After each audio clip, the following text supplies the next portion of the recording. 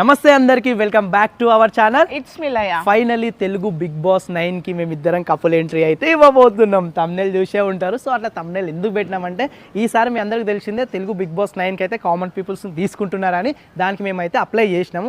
వాళ్ళు సెలెక్ట్ చేస్తారా చేయరా అనేది సెకండరీ. ఇన్ని రోజుల నుంచి మమ్మల్ని సపోర్ట్ చేసింది మీరు, ఎంకరేజ్ చేసింది మీరు. అసలు మేము వెళ్ళాలా వద్దా అనేది డిసైడ్ చేసేది కూడా మీరే. అందుకే మేము వెళ్ళాలా వద్దా అనేది కింద కామెంట్ చేయండి. ఇన్ని రోజుల నుంచి మేము చేసే లాగ్స్, మేము చేసే కామెడీ, మేము చేసే లవ్ మ్యారేజ్ కొట్లాటలు, పంచాదులు, డ్యాన్సులు, మా ఇంట్లో అన్ని ప్రతి ఒక్కటి మీ అందరికి తెలిసింది. మా ఇంట్లో ఏమైనా కూడా బాధలు, సంతోషాలు, ఫంక్షన్లు, సాడ్ న్యూస్లు అన్నీ మీ అందరికి తెలిసిందే. అండ్ ఇంకోటి, ఈరోజు మేము వీడియో ఏం తీసినాం అనేది కూడా మీకు చెప్తాము. అసలు వెళ్ళాలా వద్దా అనేది మాత్రం మీరు కింద డిసైడ్ అయ్యి కింద కామెంట్ అయితే చేయండి. మీరు అందరు వెళ్ళమని కింద కామెంట్లు చేస్తే మేము వెళ్తాం, లేదంటే లేదు. సో మీ అందరికీ తెలిసిందే, మేము ఒక 1 month బ్యాక్ అయితే మాకు డబుల్ బెడ్రూమ్లోకి వచ్చి అయితే సెటిల్ అయిపోయినాం. మేము 2021లోనేమో మాకు వచ్చింది. మేము 2017లోనో 16లో అప్లై చేసి 2021లో వచ్చింది. రీసెంట్గా 23లో వస్తే మేము వచ్చి 1 month బ్యాక్ మంచిగా చేయించుకొని ఇక్కడైతే సెటిల్ అయిపోయినాం.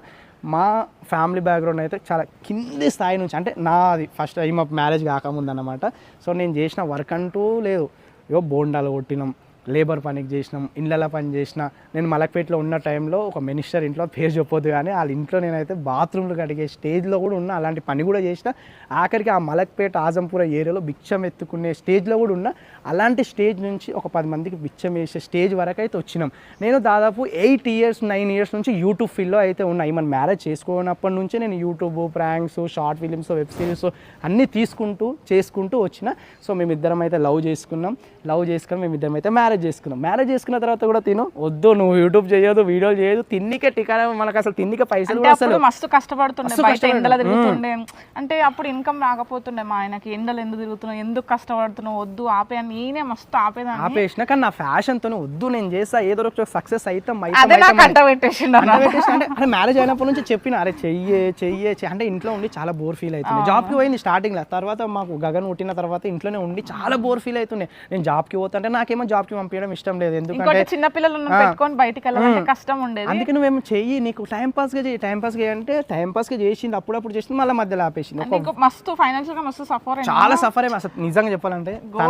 తను ప్రెగ్నెన్సీ ఉన్న టైంలో కారం అన్నం కూడా తిన్న సిచ్యువేషన్లు ఉన్నాయి. తను ఇప్పటికీ నాతో కొట్లాట అయినప్పుడు చెప్తుంది, గగన్ కడుపులో, చిన్నోడు కాదు, గగన్ కడుపులో ఉన్న టైంలో అయితే నా అంత బాధ పగవాళ్ళకు కూడా రావద్దు, పగవాళ్ళు కూడా బాధపడొద్దు. అలాంటి సిచ్యువేషన్ నేను ఎదుర్కొన్నా.